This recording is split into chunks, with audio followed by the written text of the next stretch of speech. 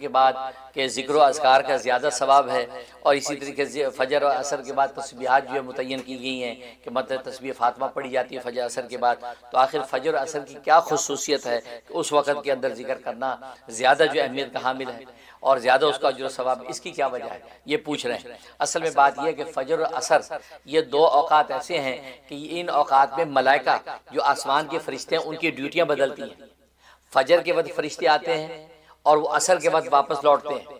تو فجر عصر میں یہ فرشتے چونکہ آتے ہیں، اس لیے ان دونوں اوقات میں نماز کی عبادت کے علاوہ ذکر و اذکار تسبیحات جو مصنون کی گئی ہیں تاکہ ملائکہ جب آئیں تو دیکھیں کہ یہ جو ہے ذکر و اذکار تسبیحات میں مشغول ہے، اور پھر جب واپس لوٹیں تو اس حال میں لوٹیں وہ دیکھیں کہ نماز پڑھنے کے بعد اللہ کی تسبیح و ذکر و اذکار تحمید میں مشغول ہے. اور پھر اللہ تبارک و تعالیٰ کے یہاں جا کے وہ گواہی دیتے ہیں کہ ہم گئے تو نماز کی حالت میں تھے اور جب لوٹے تو نماز کی حالت میں تھے.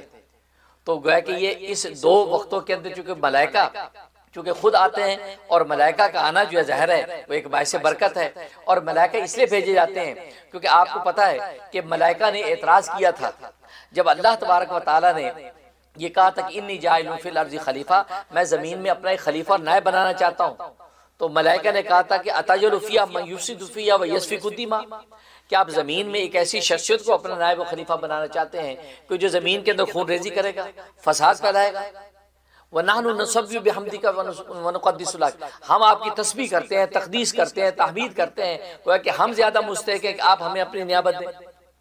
تو یہ انہوں نے بات کہی تھی. تو اللہ تبارک و تعالی نے جو ایک جو حاکمانہ جواب دے دیا تھا، انی اعلم ما لا تعلمون، یہ حاکمانہ جواب ہے.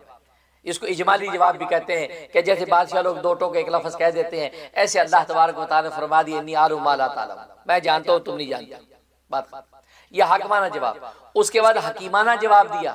حکیمانہ جواب یہ دیا کہ ہو سکتا ہے کہ حکیمانہ جواب سن کے چپ تو ہو گیا سامنے والا، لیکن دل کے اندر بھی خرچ باقی ہے. تو اللہ تبارک و تعالی حکیمانہ جواب دیا جس کو تفصیلی جواب کہتے ہیں، وہ یہ کہ اللہ تبارک و تعالی نے آدم علیہ السلام و ملائکہ کا مناظرہ کروا دیا، دونوں کو علم سکھایا اور پھر دونوں سے وہ علم کا سوال کیا کہ پتہ چل جائے کہ ملائکہ دیکھ لیں کہ آدم علیہ السلام کو جو خوبی صلاحیت حاصل ہے وہ ہمارے پاس نہیں ہے. چاہے وہی ہوا کہ اللہ تبارک و تعالی دونوں کا اسماء سکھا دیے، اور اس کے بعد جب سوال کیا تو آدم علیہ السلام نے فر جواب دے دیا اور فرشتے ہکا بکا دیکھتے رہ گئے، بلکہ کہنے لگے سبحانک لا علم لنا الا ما علمتنا انک انت العلیم الحکیم. گویا کہ انہوں نے مان لیا کہ اللہ تو جتنا علم ہمیں دیتا بس وہی ہمارے پاس ہوتا ہے، ہمارے اندر اس سے زیادہ صلاحیت نہیں ہے. تو یہ تھا حکیمانہ جواب. اب دو جواب ہو گئے.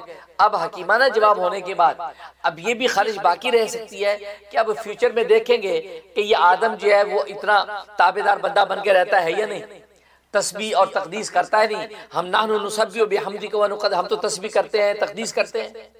اب اللہ تبارک و تعالی اس امید پہ آدم کو دنیا میں اتارا، یہ اور اس کی ذریت تسبیح و تقدیس تو تعبید کرے گی، تو کرے گی، یہ تو پتہ نہیں کرے گی کہ نہیں، یہ ابھی شبہ باقی تھا.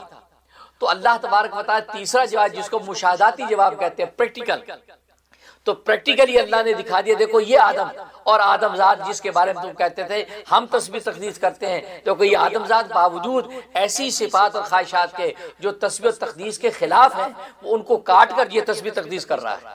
فجر بھی تسبیح کر رہا ہے، عصر بھی تسبیح کر رہا ہے، اور تم آنکھوں سے جا کے دیکھ رہے ہو. تو فرشتے اب جو دیکھتے ہیں تو یہ مشاہداتی دلیل ہے، مشاہدہ خود کر کے مان جاتے ہیں کہ واقعی رب کریم مان گئے، آپ نے جو کہا تھا واقعی آدم نے تسبیح تقدیس کر کے دکھائی.